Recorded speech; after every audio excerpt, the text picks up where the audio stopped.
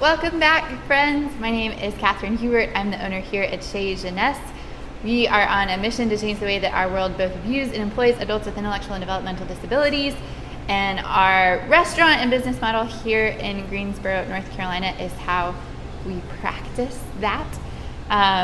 So if you're local to Greensboro and you know us because you come into our restaurant, or you know us just because of your connection to us online, welcome. We're excited to have you here. It feels good to be back. We were off for about a week and a half, took our summer break, and part of that summer break is that I took our leadership team to France for a celebration of our 5-year birthday, which is coming up at the end of October. So about a year ago, at least a year ago, maybe a little bit before, I got an idea the way that I get most ideas, which is I daydream a lot, and I don't even remember what I was doing, potentially working. I have a lot of ideas and daydreams as I'm working, and just thought, like, wouldn't it be cool to actually do a team trip to France? It's something that we had kind of talked about more in like a joking, wouldn't that be so fun kind of way as the restaurant was getting started. Like, isn't that the dream, like, to get to go as a team to the country that has inspired so much of who we are and definitely is an inspiration behind our food and the way that we do service. So I was like, wouldn't it be cool if we actually did it? And we've been planning and preparing for that since last year. So it was really exciting to get to actually launch that trip, and there were 14 of us total, which is not all leadership based. I had told my leadership team that if they wanted to bring a partner, family member on that trip, they could. That person had to pay their own way. The family members had to foot the bill for their part of the trip, but they were welcome to join us if they wanted to.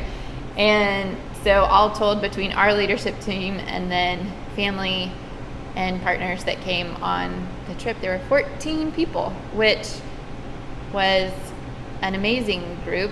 And I have to give a huge shout out to everyone on our team and in our group for the great attitudes that they had. Travel is a lot, and international travel is intense. And on the way there, we ran into like every single roadblock that you could to get there. So we left Greensboro Monday night. Yep, Monday night. And we got on the 31st of August, July, just kidding, 31st of July, 30th of July, how many days? Oh my gosh, I can't, 31, there's 31 days in July, yeah, 31st of July, and we got to our final destination in France early in the morning on August 2nd. So we were like very disoriented, very tired by the time we got there. It was like, the flight is delayed. Okay, but not so much that we can't catch our connecting flight. Great. Oh wait, just kidding. Now the flight's delayed to the point we're going to miss our connecting flight. So now we have been rebooked, but we have 2 connections. So instead of going, Greensboro to Philly, Philly to Paris, we're now going Greensboro to Philly, Philly to London, London to Paris. Oh wait, now we're missing our trains that I had booked to take us from Paris down to Provence. Oh wait, now there's only one more train that's going out tonight, and it's going out late, and it's not going all the way to where we're going. So we're gonna have to get there and then take a taxi. Like, it was just all these points where, not only are you late for something, you're 6 hours late for something, and so I just was so grateful for everybody just rolling with it. I think the fact that we work in a restaurant, and we work in a restaurant that has walked through the startup phase and the pandemic, we were like, we can do this. Like, we need to adapt, we need to flex, we need to come up with a different plan. Like, we got this. So everybody did just roll with it, and we're great sports, but it felt amazing to finally get to our destination.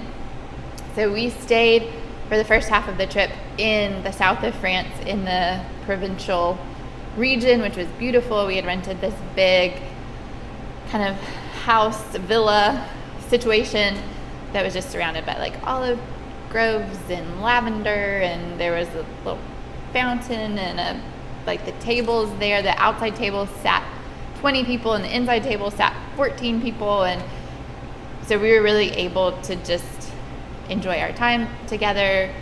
We were talking today just about how one of our favorite meals was a cookout that we did at that house.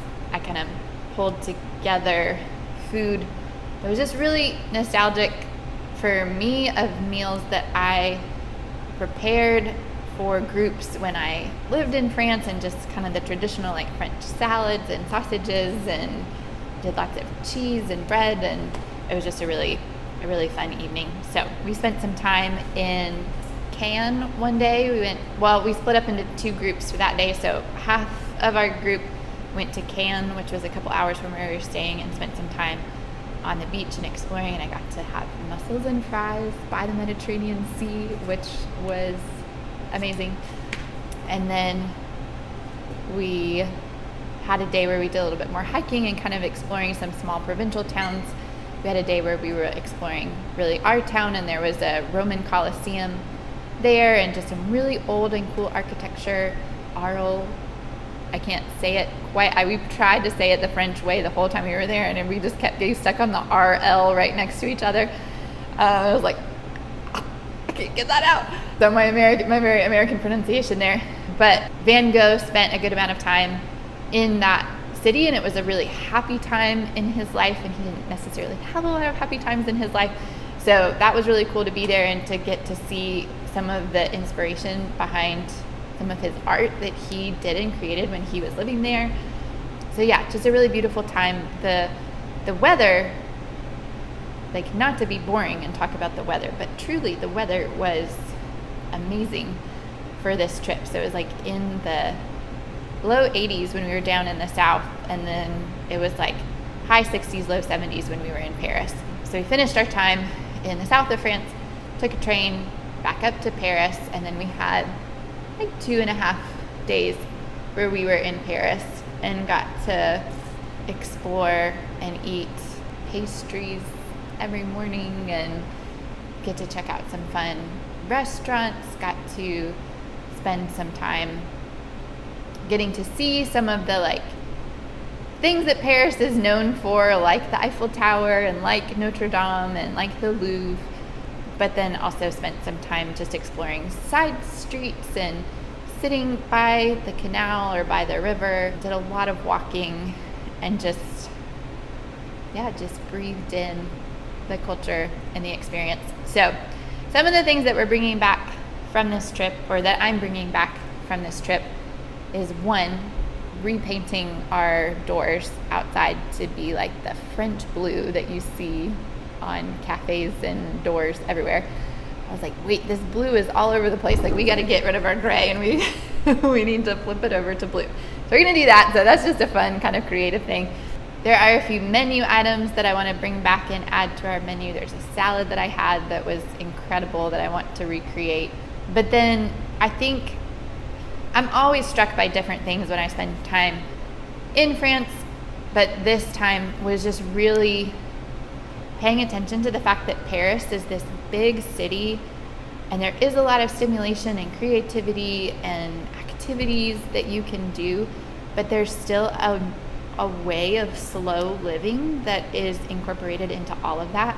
So it doesn't have the same hustle culture that New York City has, but even just other larger US cities, or even some other larger international and European cities that I've been to. I just feel like there's this constant reminder in Paris that Parisians are still enjoying their life too. But it's not all about tourism, and it's not all about business. It's not all about just doing as much as you can all the time. Like, I went to a bakery that I wanted to visit, and it's like, oh, they're closed for, it was 2 or 3 weeks for their summer holiday, so I didn't get to go while I was there. And then there was a cooking store that we wanted to go to, and it's like, oh yeah, they closed for 2.5 hours in the middle of the day for their lunch break, and we have to get to this place before 6 because they close at 6. And so just things where it's like, think it as an American, and then an American going to a big city, there's this assumption or idea that just things are accessible and available all the time. And I love that in Paris they're not, and that people still have lives outside of their work. And that's always been my hope with Chez, is that with our hours and with our structure, that we as a team have time for life and margin for life outside of our work. But I think this last trip inspired me to continue to push into that and figure out ways that we can continue to prevent and build against burnout, that we can take care of our team and like love our work and really pour into it while we're here, but that we're not just here constantly, that when we are here, like we make sure that we're taking care of ourselves so that we are enjoying what we're doing, that we're not burning out. So I don't know exactly what all of that will translate to yet, but that's got my wheels turning. Just continuing to want to bring more and more of the French value system and ideals to this little pocket of the United States that we call Greensboro. I think it was a lot more challenging for me to come back to Greensboro this trip, and there just is so much that I love and identify with in France, and I love the version of myself that I get to be when I'm there, that it makes coming back hard. And I feel like how I've handled that is by trying to bring it all back with me and creating a space that reminds me of the life and the place that I want to exist in. The beauty and the irony behind that is then we've created this space in this pocket in Greensboro where people can come and you can take 2.5 hours over lunch and sit and talk and not have your phone out and enjoy your food and your service, and we're not trying to flip your table and all that good stuff, in a place to be celebrated and to belong. And at the same time, it also is my work. So how do I still enjoy and get to be part of those themes that I've created, when the simple act of creating them for other people means that I'm doing the work? So, don't have that one solved yet, but thinking about it on the inside. So, that's it. Thanks for being along for the journey.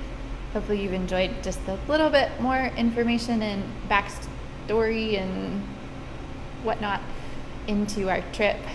And then we'll be back starting next week, and kind of in following still that French theme. We're going to talk about why we are non-tipping as a restaurant and how the hell that works anyways.